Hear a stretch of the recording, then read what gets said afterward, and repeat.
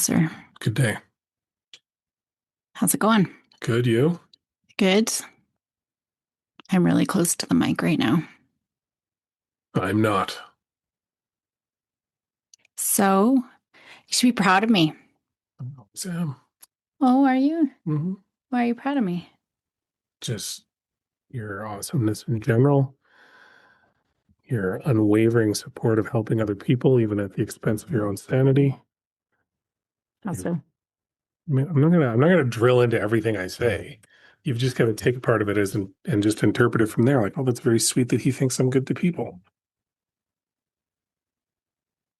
and then I get not such warm and fuzziness back. From who? Oh, from other people. Well, like just being on that morning show. And what have I told you repeatedly? I don't know. I've said, don't read the comments. Don't read the comments. And what have you been doing? I haven't read all of the comments. Have you read any of the comments? Some. Okay, so then that I could see on the screen at the time. So you disregarded my advice. But I really want to go back and read more. That's precisely why I keep telling you not to do that thing. But essentially, people think I'm a Trump supporter. Yeah. I get, you mean you give off that vibe for sure. One dude, anyway. Yeah. But he implied that I was dumb. And that's why you like Trump. Yeah. Pretty clever. It's a pretty clever burn. Another woman didn't like the fact that I said new mothers maybe should put their screen down while they're nursing their baby. Mm-hmm. I didn't even actually say those words. All I said was the research on mamas who are nursing. So I was just sharing research. I didn't even say put your phone down. So, but they implied that. And then that's precisely where you went wrong, though, because if the COVID pandemic taught us anything, it's that when presented with research, people immediately get their backs up because it's fake news and blah, blah, blah. So, I mean, lesson learned for you, don't cite research, just go forward. And hey, man, if you're a new mom and wanna, all for it. I'm not telling you what to do. You are the expert on your life, but it's just a slippery slope. Mm-hmm. And we see the outcomes where kids aren't connecting and empathy and all those things. You got to choose your hard. Yeah, it's hard. We're tired, but that, 20 minutes? I mean, my kids nursed for about 2 seconds. Maya did anyway. It's 2 seconds. Willow was she was a longer. That could be like an hour session. And she's consistent. Like Maya is that's true. Far too fast at eating, and Willow likes to take her time and socialize. It's true. Like I'm still serving my dinner and Maya will be done. Yeah, we have to impose rules on Maya about when she can actually start serving her food.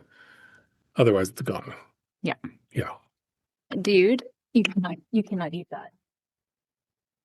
So we have co-hosts today, and one of them a little puppy, and she knew she wasn't supposed to have it, so she looked up at me with big puppy eyes and immediately dropped it as soon as I said dude.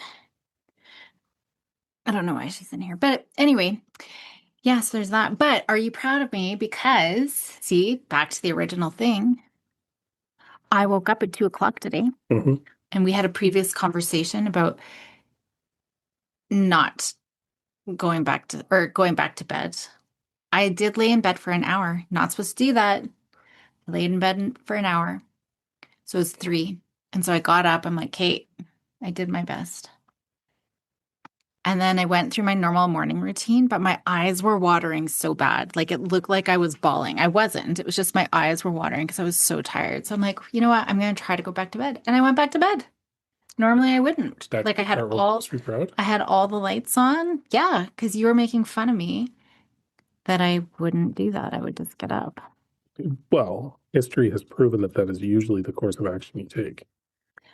I'm still exhausted. And the downside is I only slept for an hour, so I didn't get my full sleep cycle. No, I get it. But anyway. I am proud of you. That's probably not as high on the list of what I'm proud of you about as other things, but good on you. Did you close the door so all the dogs are locked in here? No, that one came in on her own. And then close the door behind her. Yes. And is trying to start stuff with the older one, who is now seeking refuge with me. Maybe one quick thing, because we do have a guest coming. But I was going to say, we trained our dogs, or we're still in the process of, but they are quick learners. And the lesson here is consequences. Consequences are needed for kids to learn. Actually, Russell Barkley has a great saying. He Is that the says, guy from Gladiator? no. Okay, So, continue. are you talking about Russell Crowe? Oh, Russell Crowe, right. Russell Barkley, he's the guru on ADHD. And he says something along the lines of, if you want an unsuccessful ADHD person, don't give consequences. And it's kind of true for everybody. If there's no consequences, nobody's learning and like there's no forward movement, right? Just because everything's ish. Yeah. So the consequence, and I think I've given this example before. Like I love using the speeding ticket example. If you've ever sped, you've probably sped again. Or if you've ever sped and got a ticket, you've probably sped again, right? I know I've gotten tickets. Not me. And immediately, actually, like the minute I got the ticket and the cop was out of sight, I started speeding again. Speed Limit Johnny is what they called me. Yeah. Who was the one who's got his car taken away and impounded? No, that wasn't for speeding. Hmm. That was for a trumped up charge of no insurance, which was inaccurate. But why did he stop you in the first place? He didn't know that you didn't have. No, and I asked him that. Why did he stop me in the first place? Because I was behind him. Oh. Yeah. Yeah, there's a plot twist. He was speeding, and I simply kept up. And So, he didn't like that. regardless, you Well, were over the speed limit. allegedly. So, but anyway, but we don't. We keep speeding, right? But if you got a ticket every single time, and this might come, I bet that there's going to be a system in place, like electronically. The minute you go 1 kilometer or mile over the speed limit, if you got a speeding ticket every single time, you'd probably would eventually stop speeding, right? If it was consistent. And that's the thing. We put down consequences for our kids, and then we're not consistent, or we're like, oh, we'll give them 1 more minute or 1 more minute or 1 more minute, right? And it's not that immediate, we're not really following through, so they don't take us seriously. But, anyways, we've been doing this with our dogs, and it works so incredibly well. We don't even have to use words, it's just our actions. We don't have to sit and lecture, which we do with our kids, because again, then they're not going to learn anything. So, in the front room, we like to sit up there. The minute the dogs bark, we are up immediately and send them away into the kitchen. So now they're by themselves in the kitchen. And it only took like once or twice. And Sunny is like, She understands. she's understands because we're consistent and immediate every time. She still does it from the top of the stairs, though. But just in the front room right now, I can't stop all barking everywhere all the time. Oh, there's our slacker daughter. Just got home. She's supposed to be working. Anyways, I should probably get the show on the road because we've got a guest coming. But anyway, yeah, little Consequences pro to it. consistently. Consequence, swift. And it doesn't, and it's rewards too, right? Like when Sunny, like the first time somebody walked by and she wasn't barking, good girl, Sunny Bear, right? Like we're giving praise for showing the behavior that we do want. That's also a consequence. Immediately, swiftly, right? Anyway, we've got Dr. Chris coming on, who helps parents cut through the noise and fear surrounding plastics and microplastics by replacing sensationalism with evidence. He offers a cross-disciplinary view that helps families make smarter, lower impact choices based on real science rather than common myths. I'm actually kind of excited because I think this is the one thing. If I die before 115, okay, before 105, I think it's going to be plastics. Fun fact. Yeah. A teenage student, I think in Tennessee, just invented a way to extract microplastics from water. Oh, that's amazing. I know. That's incredible. Thank you. And relevant. That kid should get a Nobel Prize. What would they get a Nobel Prize of? I don't know. Health? Maybe we can ask Or that like a against health Dr. Chris. physiology? Okay. All right. Enjoy. Well, Dr. Chris, thanks so much for being on the show today. Thank you for inviting me. I really looking forward to it. Yeah, I am as well. Why don't we have you introduce yourself to the people who are listening right now? Okay, thanks. I'm a scientist. I've spent my whole life reading scientific studies and solving problems, and I've written a few books about that. And people get confused about what I do. What I really do is act as a scientist and solve problems. And this whole environmental thing only came about because my two daughters were taught nonsense at elementary school. And as a scientist, that made me angry. I thought, well, how are we going to have a good future if our kids are being taught nonsense? So I got a bit carried away, and now I've read 6,000 studies unpaid to find the facts and share them for free, including going to the elementary school and telling the kids what's what. So that's why I'm here today. I'm not getting paid for this. I'm doing it because I think truth matters counts for something. Well, and research, like I read somewhere, it takes something like 17 years for it to actually get to the general public, to kind of hit mainstream. It Mm. takes a long time. I'm really curious, what was it that your kids were learning? They were told that plastics don't degrade, and there are thousands of studies on plastics degradation. You can Google it yourself. I mean, type in plastic degradation. There's a whole journal called Polymer Degradation and Stability, which a friend of mine was editor of. So we have decades and decades of studies. In fact, there's whole teams of scientists working right now to try and find additives to stop plastics degrading too quickly. So Oh, wow. I mean, and when you think about it, it's obvious, right? You and I are made of carbon-carbon bonds, and so is paper, and so is wood. It's polymers are made of the exact same chemistry as all of those things, and they degrade just the same as they do by the same chemical reactions. Okay, interesting. Well, what is the truth behind some of the headlines that we see, around plastic bags and straws and oh my gosh, Oh, the straws. the wooden, yeah, the paper straws and wooden forks. It's Yeah. like, Yeah.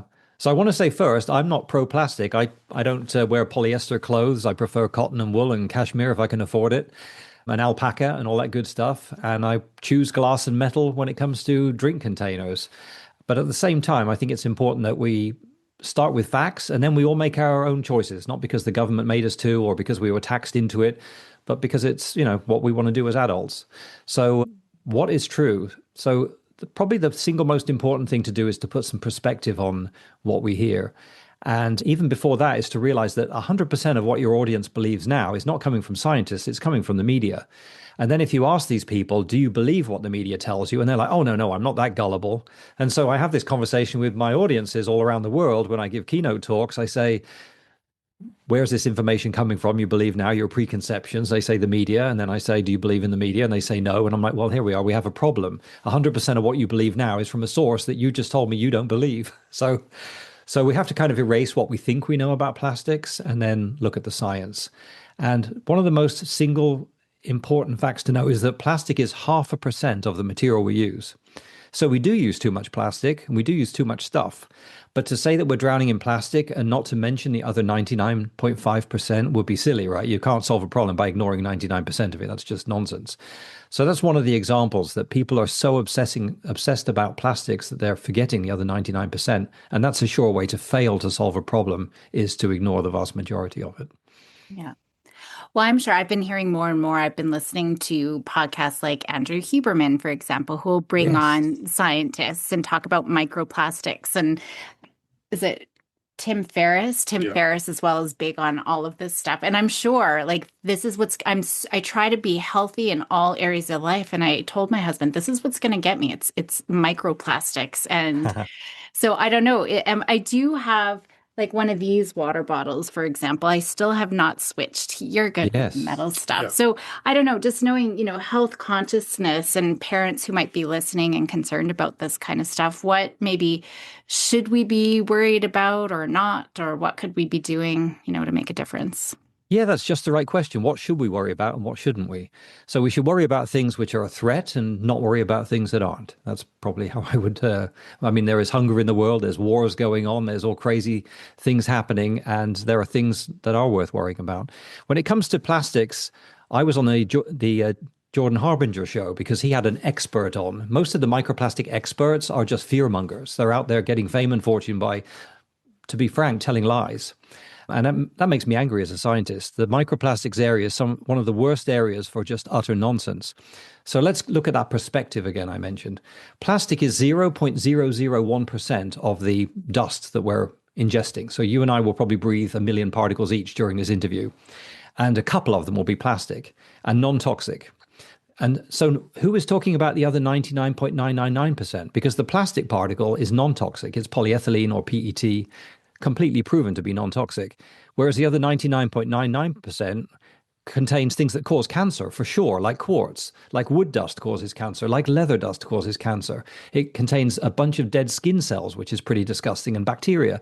All things, I'm not trying to divert the question, but anyone who was genuinely worried about particles would not be talking about one particle in 100,000, which is what they're doing now. And not only one particle in 100,000, they're talking about the one non-toxic one and not the rest of them, which is just insanity. There are studies where farmers in the field are kicking up so much quartz from the soil that they're breathing levels above the safety limit, that are proven to cause you cancer. And there are people in cutting these quartz workbenches, which are getting exposed and causing cancer and stuff like that. That stuff had to be regulated. So the short way to answer the microplastic question is that people are worried because they think that it's a new thing and it hasn't been studied, that we don't have the science. They're always saying the science is emerging. They like to say that. And it's not really true. We have 2,000 studies on microplastics spanning more than 50 years, and there's never been a single credible study showing any harm whatsoever. That's the shortest way I can put it. And that's in the book. And if you think I'm like one guy with a contrarian opinion, I did this review of 6,000 studies, and then I sent it to professors all around the world and said, please check this. And first of all, I'd be insane to do that if I was a charlatan or whatever, because I'd be exposed as a fraud.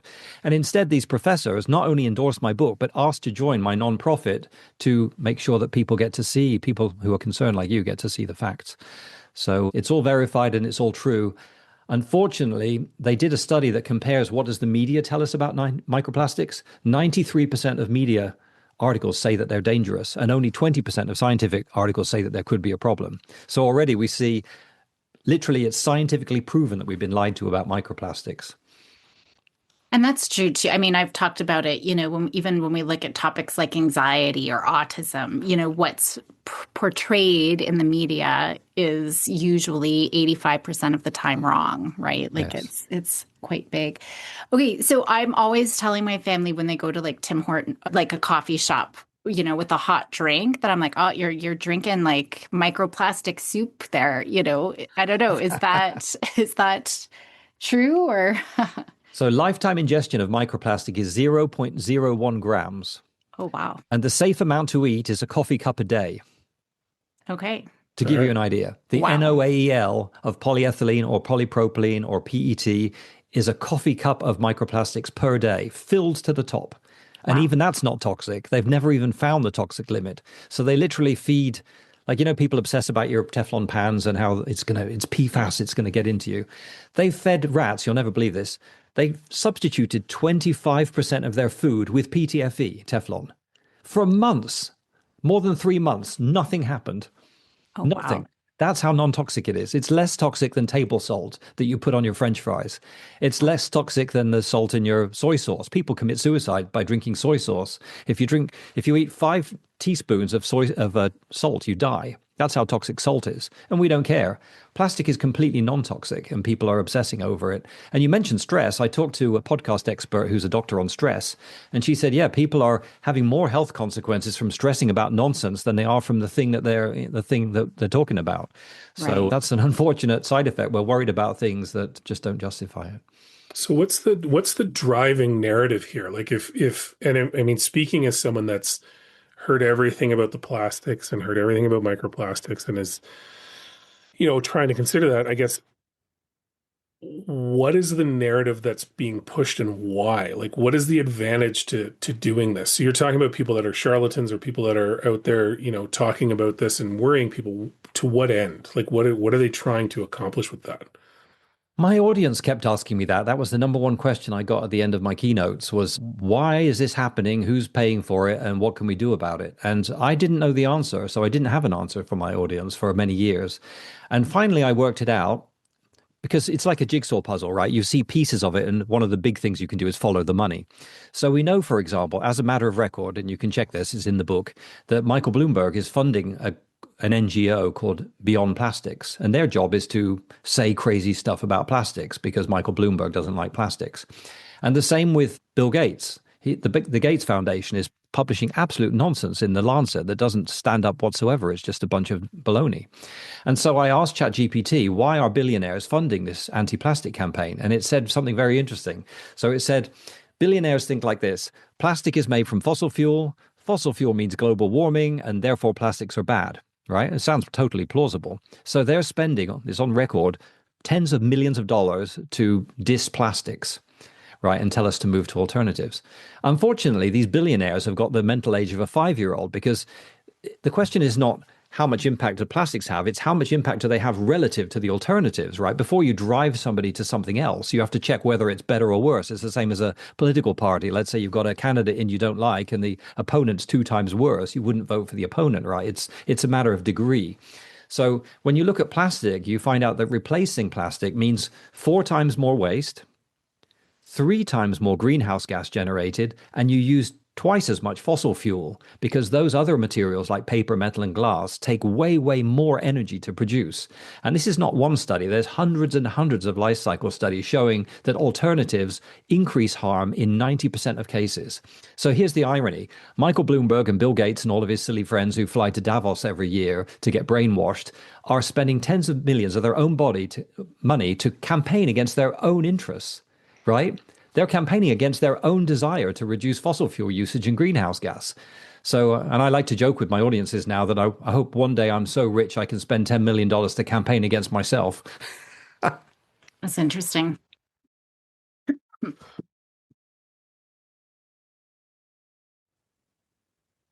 There's been a lot of exposés, by the way, about Beyond Plastics. You can look it up online. There's a guy called David Zaruk who's has a thing called Firebreak, and he exposes that they're not really on the up and up Beyond Plastics, and they pretend to be an NGO and they really aren't, and they're doing some very strange things. So I guess, okay, that's with that. Oh. So with that, I guess, okay, there's 2 parts of it. There's the self-serving interests or the interests that are being pushed through the billionaires and whatever else. Is there legitimacy to any part of it in terms of, because you've said yourself, right? Like, we have to make the choices, we have to look at kind of our usage and how we're interacting with it. But is this, sorry, let me try and take another stab at this. Is this because of the amount of usage and basically our inability to process it properly, or where is this fossil fuel or anti-plastic kind of sentiment coming from? Yeah. There's a couple things I've been asking that too. So one thing is we prefer natural stuff, right? So anybody will pick cotton or wool or whatever over, or wood over plastic, because it's in our psyche, right? We've been around these materials for millennia and it's perceived as nice. When you see one plastic bag on the kitchen counter, the whole room's a mess. It's repugnant to look at, to be frank. So there's something in us that rebels against synthetic stuff. Plastic hasn't been around enough to be in our psyche yet. Hasn't been around long enough. So that's one part of it. Another part is, if you say to people, they'll say we're drowning in plastic, right? And then you say, well, it's 0.5% of materials. And they're like, oh, well, I don't like plastic waste. And you say, well, plastic is proven to reduce waste to landfill because 1 pound of plastic replaces 3 or 4 pounds of other material on average. So they're like, well, what about all the stuff in the ocean? And that's not really true either. What's in the ocean is mainly nets, right? So you go through all of this list and it doesn't degrade when it actually does degrade. So you go through all of these things. All of these are chapters in the book where I look at the science of this. And what it comes down to at the very end is plastic is a big part of litter. That's what people don't like, because it's ugly. And the thing is that they've studied littering, and it's 81% of it is dropped on purpose by people who then turn around, of course, will never look in the mirror and blame themselves. So they blame Coca-Cola or the litter. I mean, even a kid knows better than that, right? Even your 5 or 10-year-old knows that you can't drop litter on the floor and blame the litter. You can't blame inanimate objects for stuff. It's like driving your car into a tree and blaming Ford. It's just stupid. And yet people are doing that all the time. So when it comes to litter, and this is important, right? Because my job as a problem solver is to really understand problems scientifically. And as soon as you do, usually the solution's obvious, right? The hard part is understanding the problem. So you've asked a great question there.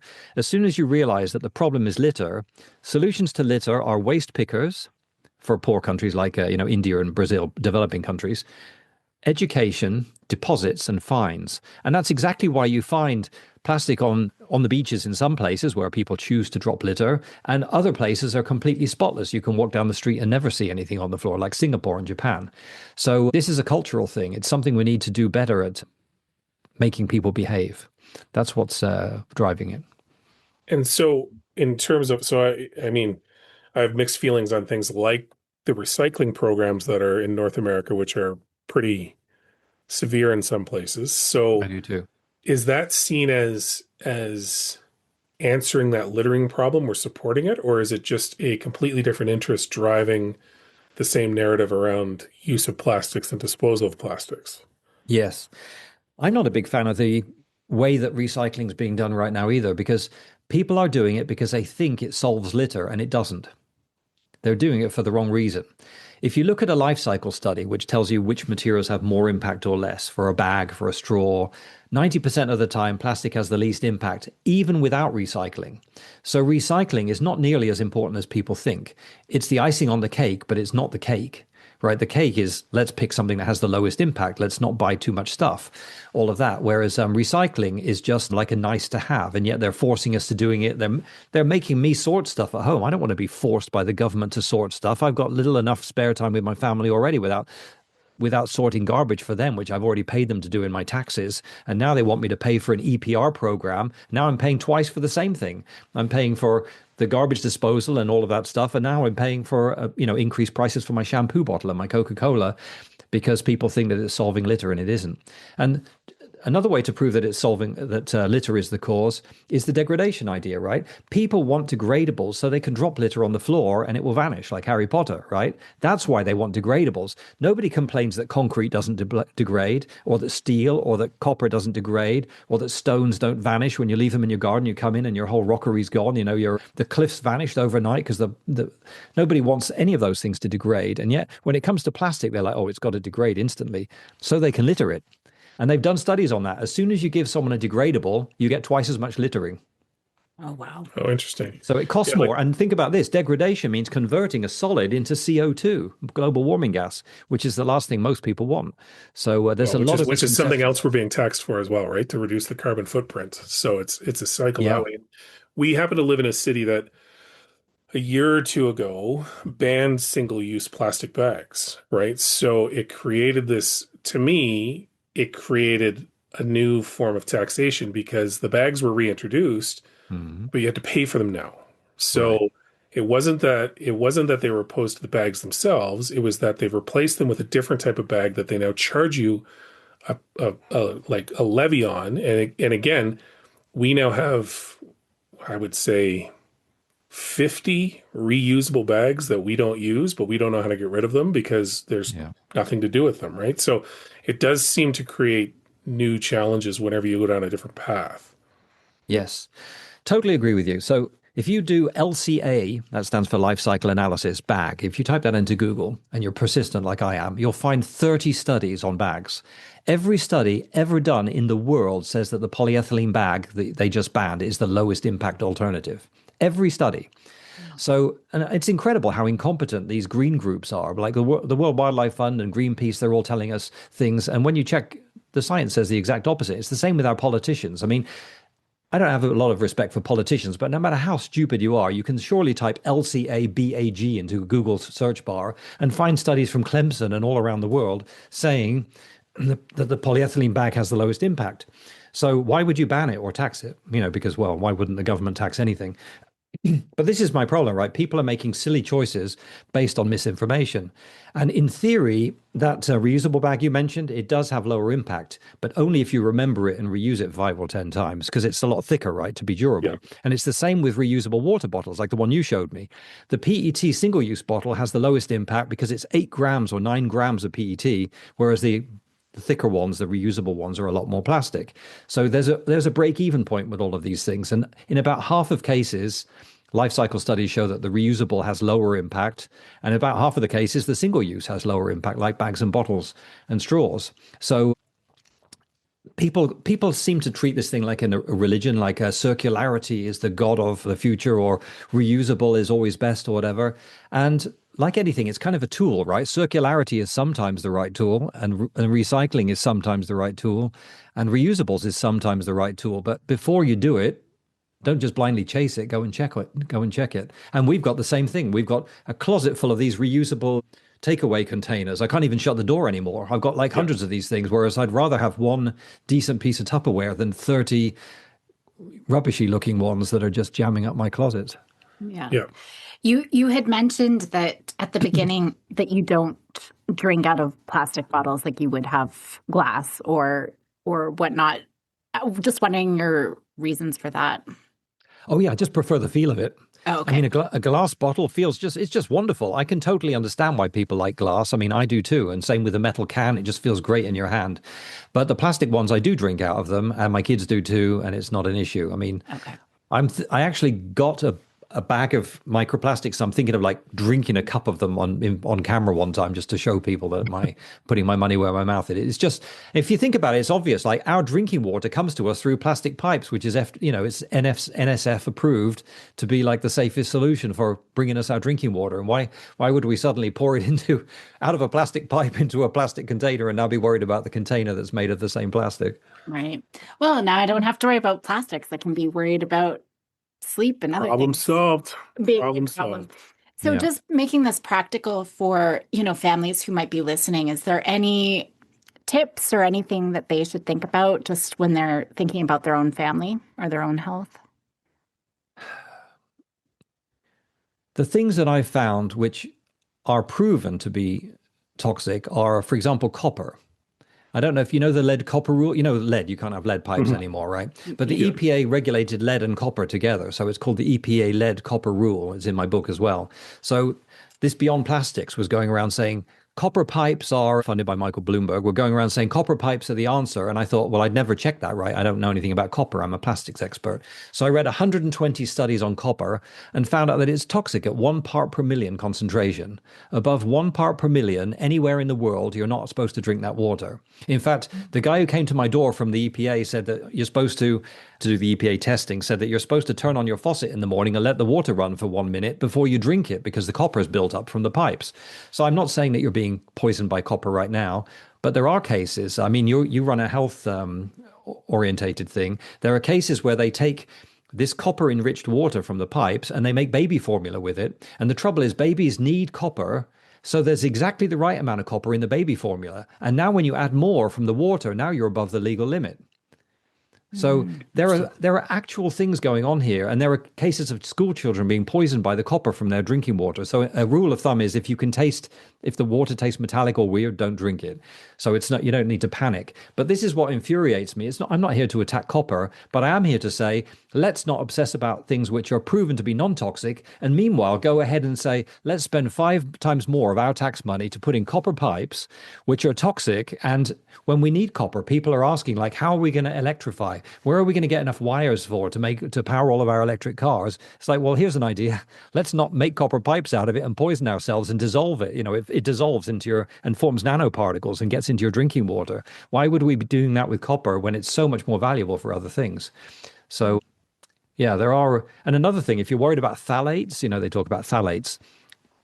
Phthalates and BPA are not in polyethylene, they're not in polypropylene, they're not in PET, they're not in polystyrene, they're not in UPVC. You see what I mean? They're just not in these polymers. Phthalates are in perfume. And I've got a big collection of perfumes, right? I like fragrances. But you take this stuff and you spray it full of phthalates right on your skin. Which do you think is more dangerous? A trace of phthalate from, some shower curtain. You're not sleeping in your shower curtain, right? Hopefully. Or spraying the neat liquid on your skin, right? This is where these are proven studies. They've literally studied the people at the perfume counter who have got elevated level of phthalates above the amount you're supposed to have. And it's the same with, what's the other one?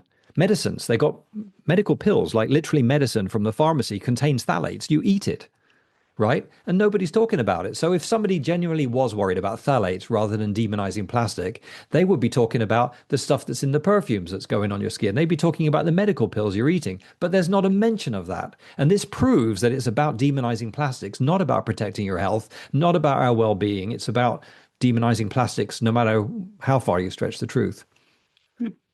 Good to know. Yeah. Wow, learned lots today. Thank you so much for being on the show. Yeah, and I would like to say every single thing I said is at the Plastics Research Council, non-profit. Every study is quoted verbatim. It's copied and pasted in the words of the author with a link so you can go read the study yourself, hundreds of them. So it's not like me, just anyone can come on your show and say things, right? And people do. Right. But every single thing I've said has been checked by professors worldwide, and you can check it yourself on the website. Amazing. And I will make sure to put that in the show notes if people want to check that out. Yeah. Yeah, thanks. Well, Lovely. thanks for Well, appreciating evidence. I like a few people are still doing that. yes, yes. I think that is definitely important for sure. Yeah. So, We try. yeah. Yeah. Wonderful. Thanks so much for being on the show. Thank you. Thanks for your great questions. Appreciate it. Yeah, take care. Yeah, you too.